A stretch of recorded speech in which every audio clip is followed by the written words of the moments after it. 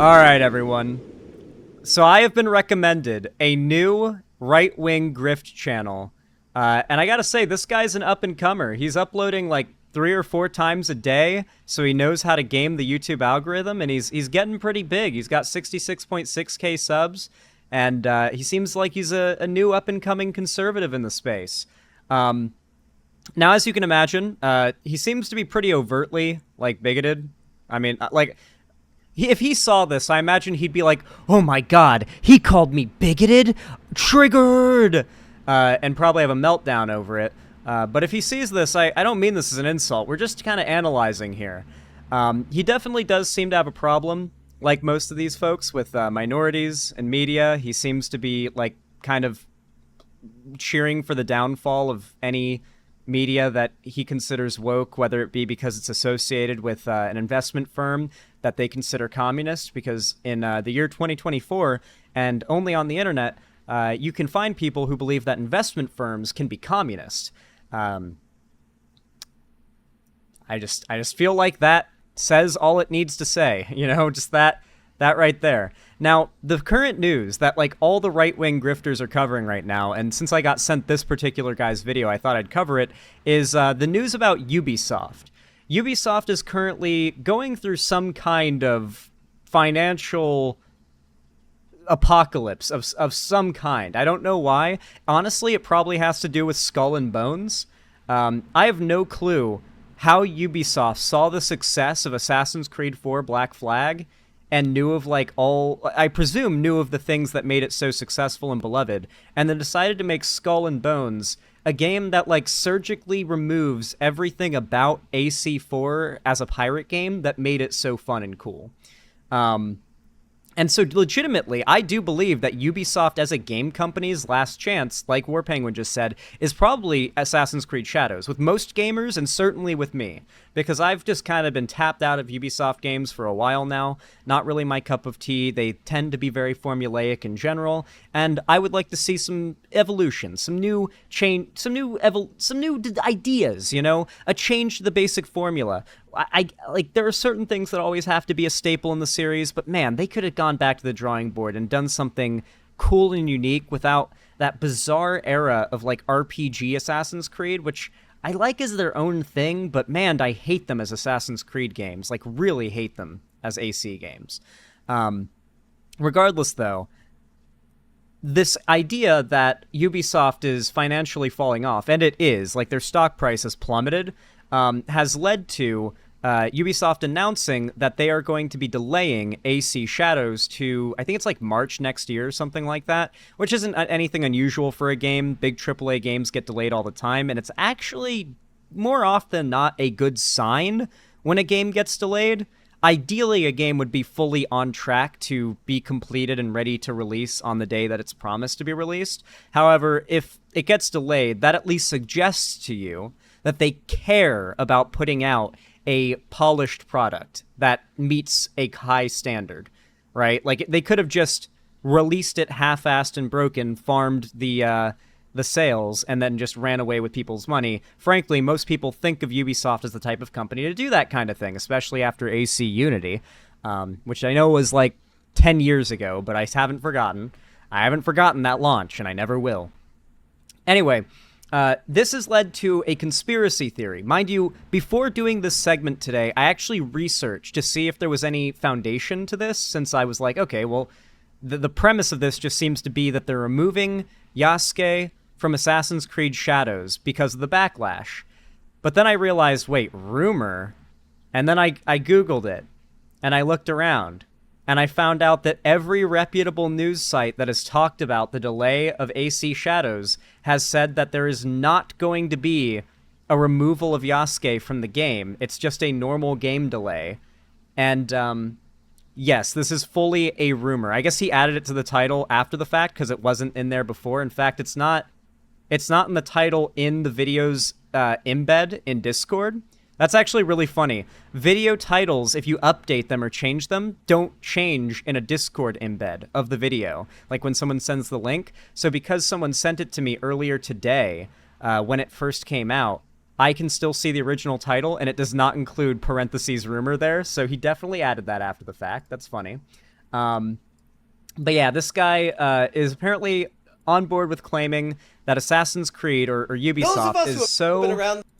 is in such a panic over the backlash over a real existing person who is black being included in this game that is meant to be historical fiction based off of real life, but, you know, kind of going weird and fantasy and sci-fi-ish with it, if you know Assassin's Creed story lore and all that.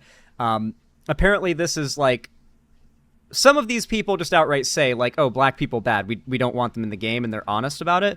Others will say, oh, well, they're harming Japanese culture by forcing diversity into... And they'll find some, like, roundabout way of saying it's actually racist to be woke, and they'll call it woke. So I'm curious if that's what we're going to get here. Are we just going to get, like, the overt, like, they just keep trying to put minorities in our games, and we're tired of it, like, overt racism?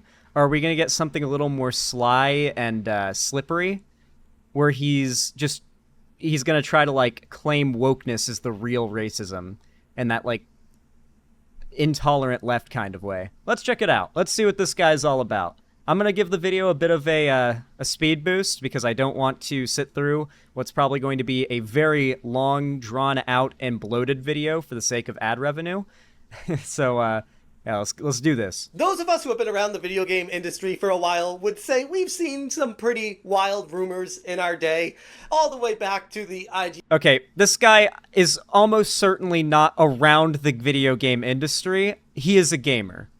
How many times have you heard, like, gamers say they're around the game industry? Like, I've heard this usually from conservative grifters that try to overplay how much of a general knowledge they have of gaming as a industry in order to lend themselves credibility they don't really have. This guy seems to appropriate a lot of, like, 1990s gaming aesthetics into his marketing for his channel. Like, he's got the power glove, like the 80s power glove on his avatar. He's, you know, seeming to use a lot of gameplay and showcases of old, like, 80s and 90s games and stuff. So he's really, like, trying to reach in with that, like, nostalgia bait stuff. I've noticed that a lot with these gaming grifter channels, is they really love to weaponize nostalgia. That's kind of been the running trend of conservatism for as long as it's existed, though. Weaponized nostalgia. And April Fool's jokes and Street Fighter 2 being able to play as the end bosses and telling all your schoolyard friends, yeah, I saw it in a magazine, it's true. And then it always ended up being fake. As much as you thought it was the most outlandish, ridiculous thing in the world. Wait a second. This is what this guy looks like? Okay, I'm going to show you guys his YouTube avatar really fast. And then we're going to look at him again. And I'm not body shaming, all right? I'm not body shaming. But if you have an avatar that does not really represent your real appearance, and you're a bad person, I'm gonna go after you for it. I'm gonna go after you. Look, this is his avatar. And this is him. What is it about these middle-aged or older dudes that make anti-woke grift content like Grums, giving themselves, like, animated cutesy avatars to hide behind online that look nothing like them? Grums did this famously before getting outed as a pedophile, apparently, according to my chat. Like, now this guy's doing it. It's weird. Maybe it's true. But then we get to the modern era of gaming, and the rumors that are going around right now are becoming so ridiculously... I really have grown sick of this narrative that gaming has gotten so much worse. Because while the industry, it has definitely normalized a lot of awful practices that are, in some cases, new, in some cases, like, evolutions or worsenings of already existing problems, the gaming industry, I would actually argue, is in the best place it's ever been. And I think that's going to continue to be true forever. There will always be the ability to play every old game that you like, especially with the prevalence of emulators and communities of people that try to prevent games and other media from becoming lost media, piracy sites, repacking programs for games that you don't even have to pay for the games in many cases. Like, you always have the ability to go play your favorite games that came out a long time ago. They're always there, and they can be untouched and untarnished. It's always weird to me when people say they tarnished my favorite piece of media when, like, a sequel gets made that they don't like. It's like, no, your favorite movie is still there. It's not like the Star Wars original trilogy where it's literally impossible now to get an original copy of, like, the pre-edits, where they've gone back and, like, continuously edited it and changed the original movie to the point where you now can't find the original, or even what was considered the original a dozen changes ago, right? Like, in that case, that's a pretty unique situation. But for the most part, with this, any old media, but games as well, you can go back and play these things. And as for the modern games industry, you can say, oh, but current games suck. Really? Do current games really suck that much? It feels like once or twice a year at least, there's a massive release of a game that's, like, genre defining. Like, off the top of my head, Elden Ring and Baldur's Gate 3 are the type of games that are going to define gaming for generations into the future, and they came out so recently that, like, I might have been this year. Like, I don't even remember. Like, did they both come out this year? Was it last year? In the last 2 years or 3 years we got these games? Like, a pretty short period of time, and that's just 2 games that off the top of my head. Like, the AAA game industry has not been cooking as hard as it is currently in a while. It feels like the quality is less dispersed among, like, constant releases of pretty solid games, and it's more like every year or twice a year or a few times a year sometimes, we get, like, a few masterpiece games that everyone loves. And hell, right now everyone's playing Black Myth Wukong, another Game of the Year level game that just came out a couple weeks ago. That's, like, the game right now. It just came out. Before that, it was Baldur's Gate. Before that, it was Elden Ring. I could probably think harder. Alan Wake is, like, one of the most awarded games of all time. That just came out recently. Gaming has not fallen off. And I'm just talking about the AAA industry right now. Indie gaming has basically existed in, like, any tangible way since 2010. Like, 2010 and 2009, 2008, that era is when indie gaming really took off. It was always a thing, don't get me wrong. Like, as long as the internet has been a thing, there's been indie games. There's been indie games since before that. But indie games took off as a whole massive genre of gaming that explored areas that no AAA studio has even dared to replicate to this day. And these are concepts and games that you would have never gotten the opportunity to play if we weren't in the modern era of gaming, where you've got more access for indie devs to make new creative ideas than ever, and we've got blockbuster games coming out, like, multiple times a year that are going to be remembered forever. Like, this narrative that gaming is in a bad place or gaming sucks now is just bullshit. Every day that goes by, gaming has gotten better because another potential game that could be your next favorite has released. Somewhere, at some point in the world, no matter how niche, your next favorite game has probably come out today. Maybe some indie dev released it for $1 on Steam, but it's out there.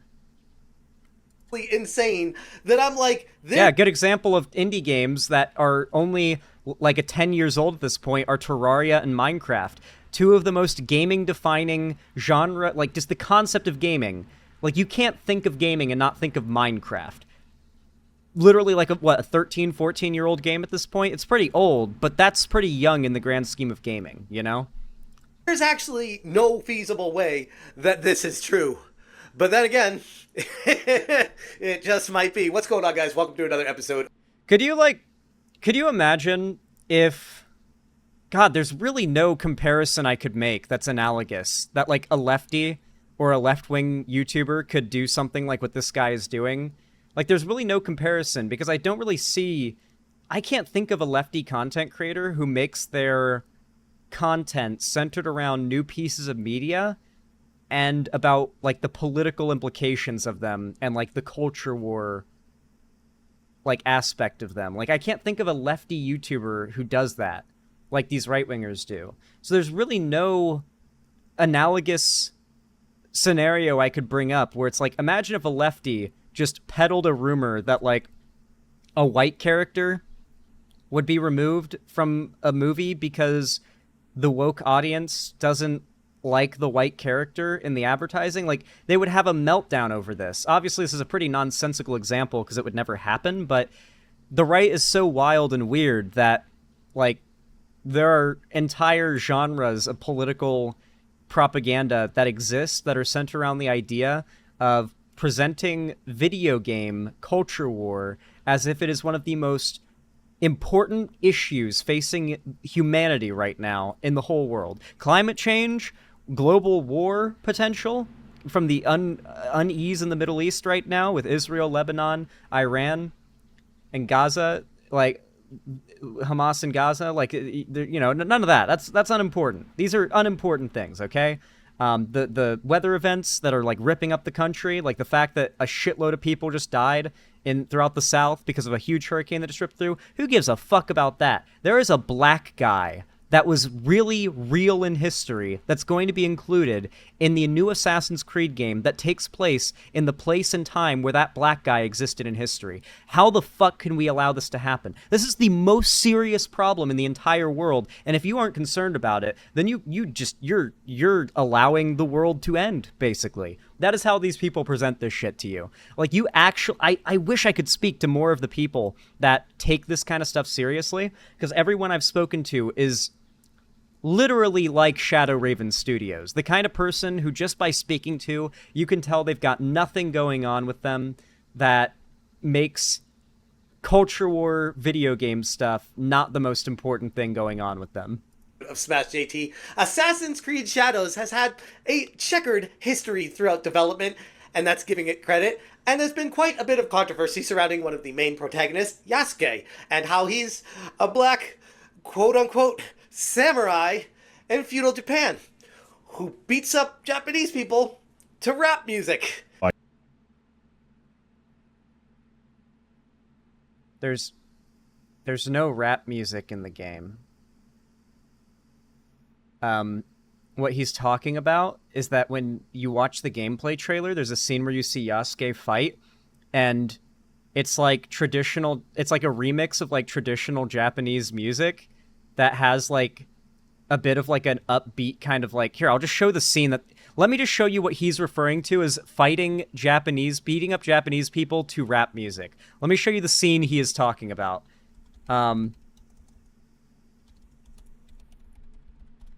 So you know, like, where this guy is at mentally, okay? I just need you to see this. I just need you to see what he's talking about, okay? I just want you to know what he means. This is the sequence he's referring to here. Turn up the music. You'll hear the music change in a sec, and you'll know what he's talking about. And it's not rap music. They were going to kill me. Thank you. There's another. Up the road toward the castle. A corrupt samurai named Fujioka. Protector turned persecutor. Greed cannot rule this village. Not while I have breath in my lungs and a blade in my head. I said kill him. It's just fighting music.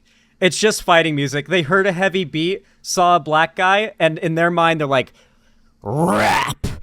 Black people music! Dude, you want to know what this guy heard? This is the... Hold on. I'm bringing up a clip. I better not get in trouble for this clip. But it is pretty much a representation of this guy right now. This is what he thinks he heard. Let's see if we can find the clip. Here it is.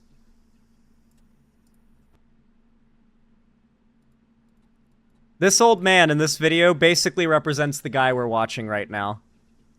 My Dougie, I'm fresh. My Dougie, I'm fresh. Yep, flying in the motherfucker. This is damn. Who was that? Kenny Rogers? No, that wasn't Kenny Rogers. Who was that? Some fucking new.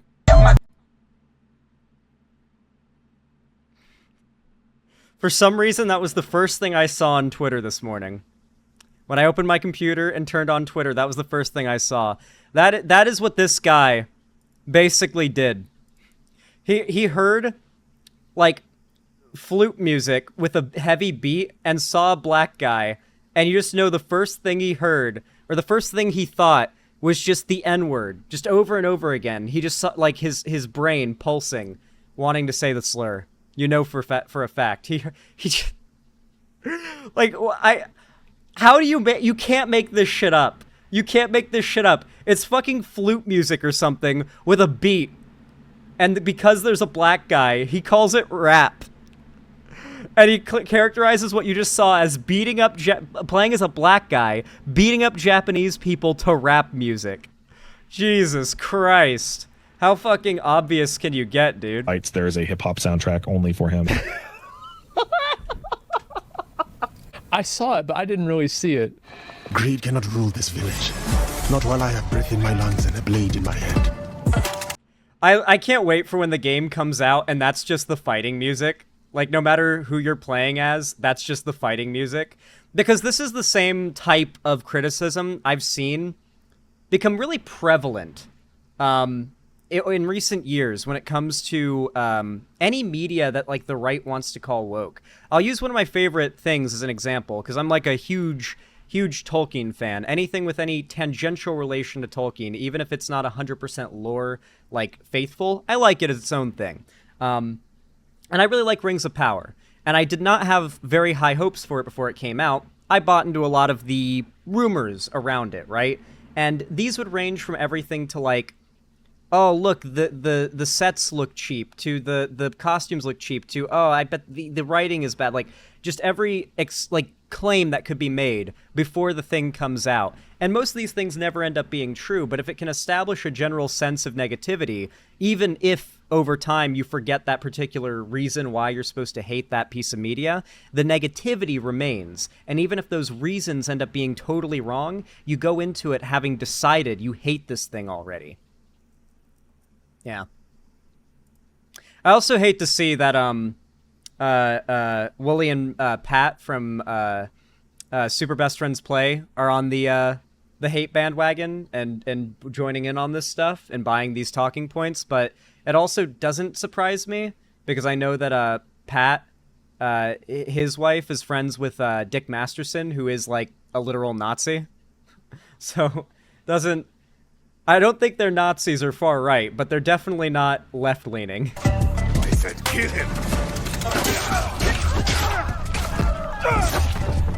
You guys, you know, Asmongold's a very well-reasoned guy, you know. He watches a Lolicon YouTuber, like VTuber guy, like half the time on his streams to get all of his political opinions from. But, you know, he's a very well-reasoned dude who we should very much take seriously. There's absolutely no... Asmongold said something, and that is all the argument you need for why you should believe it. Something you'll notice these conservative YouTubers do often, by the way, is they just show a clip of a popular YouTuber disliking a thing that they are arguing is bad, and that's the only argument they'll use. Like, legitimately, that's the argument. Hey, big streamer Asmongold, you viewer probably like, he hates this thing. Remember that. That means you should hate it too. To you, bye. And it really didn't sit well with a lot of people in Japan. I've seen this photo, by the way, and isn't it interesting how the only image that they'll show is super zoomed in of the dev team on AC Shadows? Isn't it interesting how they zoom it in so much? Isn't that interesting? The reason why it's so zoomed in is because this is, for one, not even the whole dev team. This is just one building of the dev team. This is a game produced by multiple studios across, I think, Canada, the US, and like multiple other countries. I think France as well, because they've got numerous studios around the world. This is one of their buildings. And also, when you see the full photo, it's a pretty diverse group of people. But also, are they currently arguing right now? Are they currently arguing right now that there is not enough diversity in the world of game development? I was under the impression that all the game devs were now pink-haired SJW feminists who were forcing wokeness into these games to, like, self-insert or whatever. But apparently now it's a problem that this supposed entire studio is made up of white guys. Is that what the problem is here now? Is that what we're arguing? That's interesting. Okay. And it really didn't sit well with a lot of people in Japan, actually. I love this narrative. I did a segment well, not recently, but like a few months ago, where a right-wing grift YouTuber went around the street in Japan trying to find people that were mad about the Assassin's Creed Shadows trailer and thought that Yasuke was, like, disrespectful to represent. Because the narrative they're trying to push is that, like, Japan is based and red-pilled and hates black people, and that they don't buy into the myth of Yasuke in Japan. The problem is, Yasuke was a samurai. He's actually a massive cultural icon in Japan, and when this YouTuber made that video, yeah, everyone is like, yeah, that video was hilarious. He didn't edit out the clips that harmed his argument. So most of the video is just random Japanese people on the street either saying the trailer looks cool or just not really caring and then going on with their day and not giving, like, the negative opinion that the video wants to hear. And so we basically just sat there, like, clicking around trying to find any clips where a Japanese person says they're offended by it, and there was not one. Granted, that's just one guy who went around, like, asking people, but that was a guy who was trying to filter, like, the perception that Japanese people don't like this game and that it's a problem there. Even they couldn't edit a misrepresented list of people together that had a problem with it to create that idea. That is how hard it is to find people who actually give a fuck.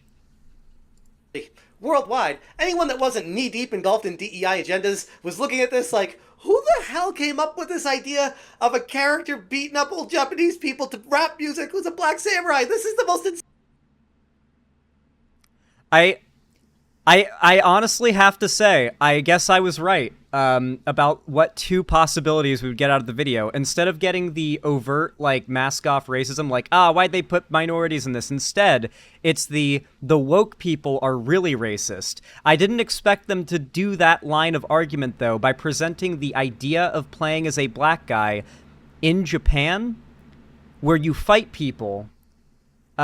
I didn't expect them to frame that as black man beating up old Japanese people. I like this implication, by the way, that the enemies in the game are just, like, old, innocent people. Like, these people have never played an Assassin's Creed game, clearly, because you get desynchronized if you kill, like, 3 civilians, because that's against the creed, and not something your ancestors that you're reliving the memories of did. Even before the creed existed, they weren't killing civilians. Except for the one exception, AC Rogue, where you play as a Templar, and you can kill all the civilians you want. Yeah, Shay apparently killed a lot of people, because you don't desynchronize even after you slaughter an entire city in that game. So Shay was clearly not a great guy, but still a pretty great character. Anyway, so, like, besides the glaring obvious fact that, like, to believe this point in any way, you have to not actually understand or have played Assassin's Creed, because mechanically, if you hurt civilians and innocents, you get desynced, and you lose, and you have to reload your save. But I also love this presentation of the enemies in the game as innocent old people, because you're playing as a black guy. Like, I love how he sees a video game where you play as a black guy having to fight people, and because he is so racist and sees a black guy fighting, he sees it as a black man beating up old innocent Asian people or whatever. Like, I love that that's how he interprets it, right? Like, it's like a joke out of Everybody Hates Chris. Like, like where Chris is getting, like, beat up by white bullies in the school, and a white teacher sees it and says, "Chris, why are you being violent towards those white kids?" You know, like, it reminds me. By the way, I watched the first episode of Everybody Still Hates Chris today. Pretty good. I actually liked it. It ended up, like, it works. The animation works. Particularly because they start it in live action, and then he gets slapped into animation by his mom. He failed the GED, but not really. Spoiler alert. Yeah, that's why it's animated now. He got slapped into animation. And they make a joke about how he's scared of getting slapped into claymation. And I liked that. It works. But yeah, like, it's literally like a joke out of a skit here. Like, it literally is a joke out of a skit. How he frames this. Like, he's not being overtly racist, but he is being overtly racist, if that makes sense. Like, I'm picking up what he's putting down. I'm reading his aura, if you will. Same thing ever. Coming from Ubisoft, a company saying that they're paying respects to Japan, all along the way beheading the Japanese people with this guy. Could you imagine if people were freaking out about how in Assassin's Creed 2, like, they're supposedly paying homage and respects to the culture of Italy, but you're slaughtering Italians the entire time? Could you imagine? It's this really interesting, like, new age conservative meme where there's this idea, and a lot of this stems from the fact that Japan, for a long time, was like hyper conservative and hyper traditional, and so the right still perceives it that way. The right loves anime because of hentai and lolicon, and for a long time, Japan had like an age of consent of like 13 or something, like really abysmally low. It got raised, thankfully, and the right lost their shit. Like, if I've never seen conservative anime fans online angrier than when Japan raised the age of consent. But before it was really low, and we know how the conservative pedophilia stuff goes, so they of course appreciated Japan for that aspect of their law and culture. And there's just a lot of like narrative with the right online, like American white conservatives, that like Japan is based and red-pilled, and obviously going back to World War II, the Japanese Empire was extremely racist, obviously allied with the Nazis, but even beyond that, genocided other Asian countries and groups because they considered themselves ethnically superior. And that was obvious. So, you know, the historical aspect of that means that, like, Japanese nationalism is something that a lot of white conservative, white supremacists have a long history of getting along with and agreeing with. There's also the factor of a lot of race realists love pointing to like race crime statistics and like race IQ statistics and stuff. And so you'll see a lot of Nazis and racists. For some reason, they don't apply the same standard to Jewish people, for even though the same reasons apply. But for Asian Americans, they do this weird like model minority thing where they're like the exception, right? Like even during COVID, we saw conservatives weaponizing some sort of false faux race war agenda to try and push racism. Who remembers when COVID happened, the right turning every single case in which a black person assaulted an Asian person into like a new, like this idea that there was a trend of hate crimes done specifically by black people against Asian people. And this is just like the implication was this is like a black people thing, right? Who remembers that during COVID? Fox News was on that shit hard. This is the same kind of racism. It's the same shit. It is beyond parody how far this has gone. But now, with the latest rumors of Ubisoft backing up and backing off with what they were doing with initially putting this game out in November, they have now kicked it back to Black History Month in February 2025. And if that wasn't funny enough, now there are rumors saying that it's actually not going to come out then either. That was just an initial kickback to ease the investors' minds, you know, quell their... I really do love how, so like in the world of gaming journalism, which these guys did Gamergate supposedly to make more ethical and like it's gaming journalism needs to be more accurate and ethical, and yet at the same time half these guys do nothing but report on rumors that haven't been posted anywhere, but like Bounding into Comics, which is a Nazi site that is run by like far-right figures and associated with like Breitbart and other far-right publications, and just as culture war shit. Was the black on Asian crime thing fake? Shit, I didn't know that. There was a slight tick upwards in anti-Asian hate crimes done by black people in the US during that time, which was a problem, don't get me wrong, but the right tried to racialize it as like a way of promoting racial hatred of black people. Like trying to... It was basically saying like, hey, Asian Americans, you don't commit crime. You have high IQs. You're as good as white people. You should be afraid of black people as well. Join our white supremacist movement, just like in World War II. Let's team up. Fears and let them know the game's still on track. It's feature complete. We just need to polish it up a bit to make sure it looks great and it runs perfectly. So, although Japanese Americans in World War II and Americans did not exactly team up. That is not what happened. But what Nazi white supremacists don't believe in history, so that doesn't really factor in for them. There are no issues with it. When in reality, behind the scenes, apparently Ubisoft is looking at this game saying, we need to completely remove Yasuke and replace him with a new character from Japan. Supposedly this game that features Yasuke as the secondary playable character and main character of the game is taking 6 months delay to completely remove Yasuke from the game to appease people upset about the black character. They have genuinely, well, they don't actually genuinely believe it, but the people watching these videos and buying the bullshit genuinely believe that Yasuke's he's not, by the way, but they believe he's being removed from the game because they're winning the culture war so hard against wokeness that these game companies are being forced to remove black characters from games so they don't go broke.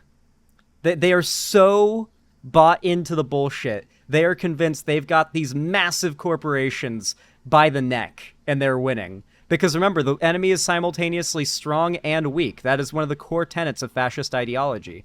The idea that wokeness is both taking over all the time and destroying gaming, but at the same time, they're constantly winning. They're constantly the most popular, the most successful, making more money, everyone likes them more. Their games and their videos and their content gets more views, and they brag about it and they acknowledge it. But at the same time, somehow, simultaneously, wokeness is taking over and overcoming them, and it's more powerful and it's proliferating more than they can, and it's an unstoppable force, but they're also more successful than it, and if you go woke, you go broke, and you fail.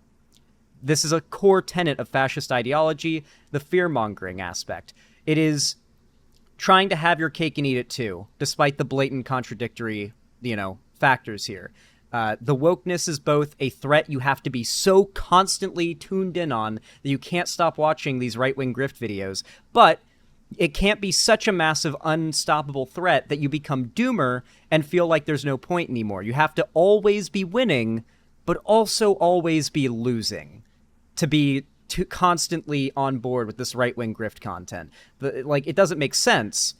But that's the thing, right? Like, have you noticed that whenever we cover these channels, it's always a switch between we're winning in the war against woke, this woke thing just failed, and the next video is this woke thing is successful, Disney is inflating the sales and they're brainwashing people, and we need to boycott this and mass downvote it. Like, they'll go from complaining about a thing being successful that is woke to claiming that a thing is going to fail for being woke. Back-to-back videos.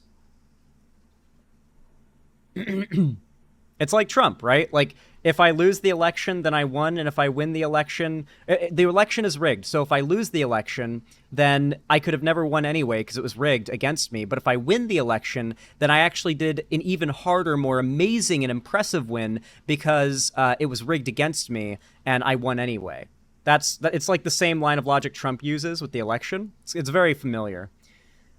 All right, we'll watch a little bit more of this, but man, I've already ranted about this for like 34 minutes out of the 3 that we've watched of this god-awful video. And redo the entire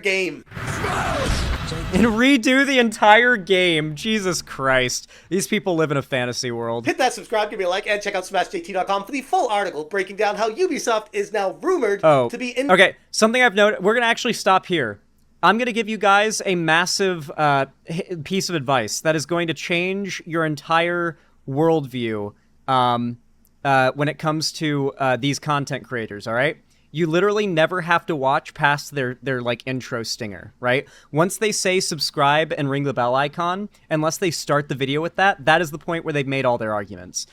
He's already said everything there is to say about the entire situation. There's literally not a single other thing of substance, value, or an argument he could make in the rest of the video. He is just, for the rest of it, going to pad for time as much as possible, showing a bunch of clips that are completely unrelated. Asmongold clips, random clips of streamers making fun of it, because he needs to pad it for time to get as much ad revenue as possible. But he only had 3 minutes of things to say about it, and you can see, this is the moment when the video actually ends, and past this point, he's just farming ad revenue. He includes as many clips as possible, as you can see, because he has nothing to say to pad the time.